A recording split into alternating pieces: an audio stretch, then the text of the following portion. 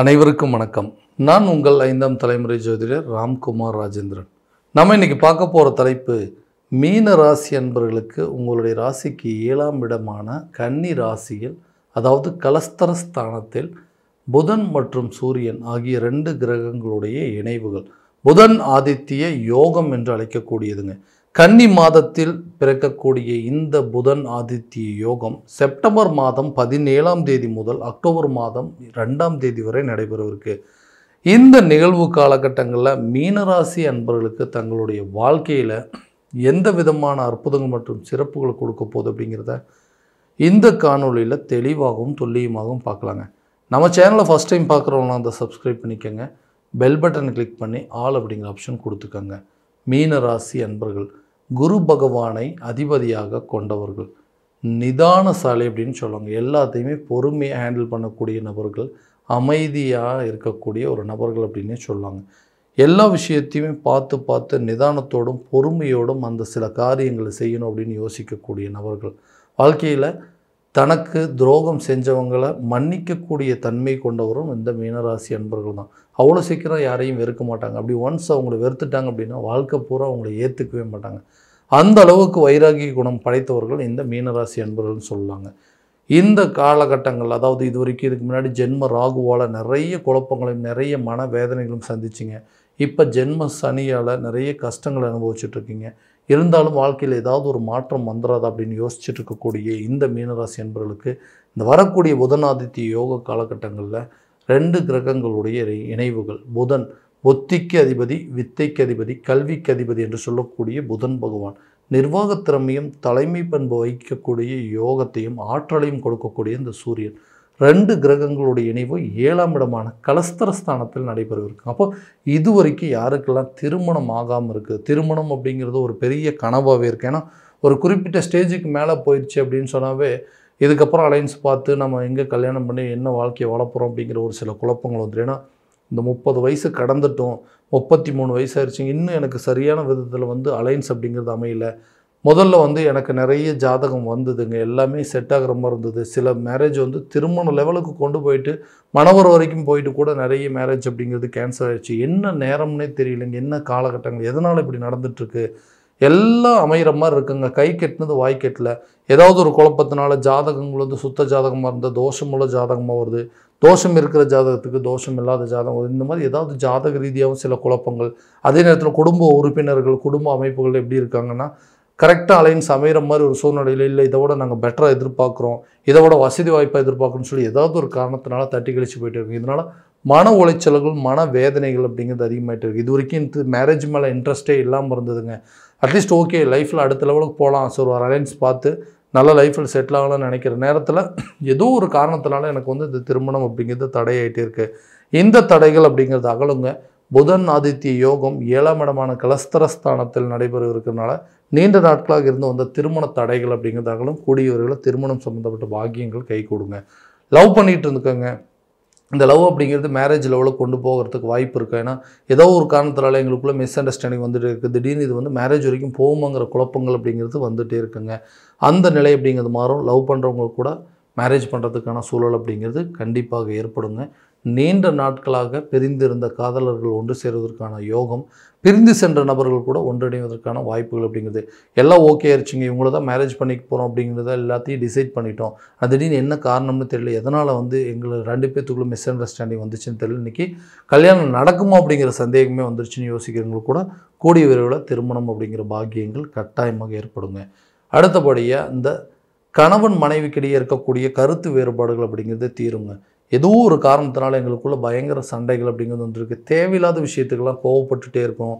ஏதோ ஒரு நபர்கள் ஏதாவது ஒரு விஷயத்த சொல்லிடுறாங்க, அந்த விஷயத்தை எல்லாத்தையும் வச்சுட்டு எங்களுக்குள்ள நிறைய மிஸ் அண்டர்ஸ்டாண்டிங் வந்துடுது. 2 பேருமே பிரிந்து வாழக்கூடிய அளவுக்கு சில சூழ்நிலைகள், 2 பேர் டிவோர்ஸ் பண்ணிடலாம் அப்படிங்கிற அளவுக்கு சில சுச்சுவேஷன்ஸ் எல்லாம் வந்துருச்சு. இந்த நிலைகள் அப்படிங்கிறது மாறுமான்னு கேட்டால் கண்டிப்பாக மாறுங்க. பிரிந்த நபர்கள் ஒன்று சேருவாங்க. விட்டுட்டு போனவங்களும் உங்களை தேடி வரக்கூடிய காலகட்டங்கள், பிரிந்த காதலர்கள் ஒன்று சேருவதற்கான யோகங்கள் அப்படிங்கிறதும், ரொம்ப நாளாக பிரிஞ்சு இருந்த கணவன் மனைவி கூட ஒன்று சேர்கிறதுக்கான சூழல் அப்படிங்கிறது ஏற்படுங்க. வேலையில் இருக்கக்கூடிய நபர்களுக்கு நிறைய மாற்றங்கள் அப்படிங்கிறது உண்டாகுங்க. இது வரைக்கும் வேலையில் எந்த இம்ப்ரூவ்மெண்ட்டுமே இல்லை, புதுசாக வேலை தேடிட்டு இருக்கவங்க வேலை கிடைக்கல, வெளிநாட்டுக்கு முயற்சி பண்ணிகிட்டு இருக்கோம் கிடைக்கலன்னு சொல்கிறவங்களுக்கு கூட இந்த வாய்ப்புகள் நல்ல ஒரு பலன் அப்படிங்கிறது கொடுக்கும். புதிய வேலை கிடைக்குங்க, வேலையில் ப்ரொமோஷன் அல்லது இன்க்ரிமெண்ட் கிடைக்குங்க. அதே நேரத்தில் வெளிநாடு போய் வேலை பார்க்கணும் அப்படின்னு நினைக்கிறவங்களுக்கு கூட இது ஒரு நல்ல வாய்ப்பு அப்படிங்கிறது இருக்கும். புதிய தொழிலை தொடங்குவதற்கான சில யோகங்கள் அப்படிங்கிறது, தொழில் ஸ்தானத்தில் இந்த கிரகங்களுடைய இணைவுகள், நிர்வாகத்திறமை, இது வரைக்கும் அடுத்தவங்களுக்கு அடிமையாக இருந்தது போதுங்க, சொந்தமாக ஒரு பிஸ்னஸ் ஸ்டார்ட் பண்ணணும் அப்படின்னு யோசிக்கிறவங்களுக்கு புதிய ஜாப், புதிய ஒரு தொழிலை தொடங்கலாங்க. அதே நேரத்தில் பார்ட்னர்ஸை வந்து உங்களுக்கு தொழிலில் ஆட் பண்ணுறதுக்கான வாய்ப்புகள், பார்ட்னர்ஸ் சேர்த்திக்கலாமா வேண்டாமா, இவங்களால் நமக்கு நல்லது நடக்குமா கெட்டது நடக்குமான்னு சொல்லி இது வரைக்கும் சந்தேகத்திலேயும் குழப்பத்தில் இருந்திருப்பீங்க. அந்த குழப்பங்கள் தீரும். புதிய பார்ட்னர் அப்படிங்கிறது உங்களை வந்து சேருவாங்க. இது வரைக்கும் உங்களுக்கு எதிரியாக இருந்தவங்க கூட நண்பர்களை மாறக்கூடிய ஒரு காலகட்டமாக இருக்க போகுது. புதிய வீடு கட்டுவதற்கான யோகம், வண்டி வாகனம் வாங்குவதற்கான யோகம், புதிய அதாவது வீட்டுக்கு தேவையான பொருட்களை வாங்குவதற்கான சூழல் அப்படிங்கிறது ஏற்படுங்க. இந்த வீடு கட்டுறதெல்லாம் ஒரு பெரிய கனவுங்க. அந்த கனவை எப்படியாவது ஒரு விதத்தில் நிறைவேற்றணும் அப்படிங்கிறதுனால நிறைய ஸ்ட்ரகிள்ஸ், நிறைய பிரச்சனைகள், இது வரைக்கும் இருந்து வந்த கடனை எப்படியாவது அடைச்சிட்டு கடனே இல்லாமல் அந்த வீட்டை கட்டணும்னு சொல்லி நிறைய முயற்சி பண்ணிகிட்ருக்கோம். அந்த வீடு கட்டுறதுக்கான கனவுகள் நிறைவேறுங்க. பூர்வீக சொத்துக்களில் இருக்கக்கூடிய பிரச்சனைகள் அப்படிங்கிறது தீருங்க. புதிய வண்டி வாகனங்கள் வாங்குவதற்கான யோகம் அப்படிங்கிறது மேற்கொள்ளுவீங்க. பூர்வீகத்தால் இருந்து வந்த சில சட்ட சிக்கல்கள் அப்படிங்கிறது உங்களை விட்டு விலகும்.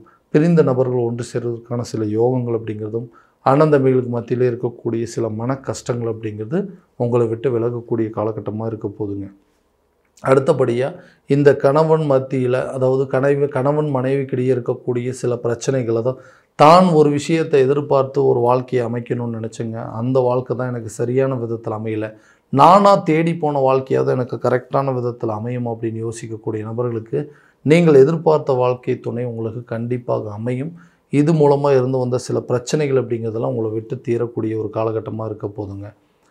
அடுத்ததாக இந்த ஆரோக்கியம் சம்மந்தப்பட்ட சில விவகாரங்கள் அப்படிங்கிறது, இதுக்கு முன்னாடி வந்து ஜென்ம ராகுவால் நிறைய மன உளைச்சலும், உடல் ரீதியாக சில பாதிப்புகள், நிறைய பேர்த்துக்கு ஆப்ரேஷன் பண்ணுற அளவுக்கு சில சூழ்நிலைகள் அப்படிங்கிறது ஏற்பட்டிருக்குங்க.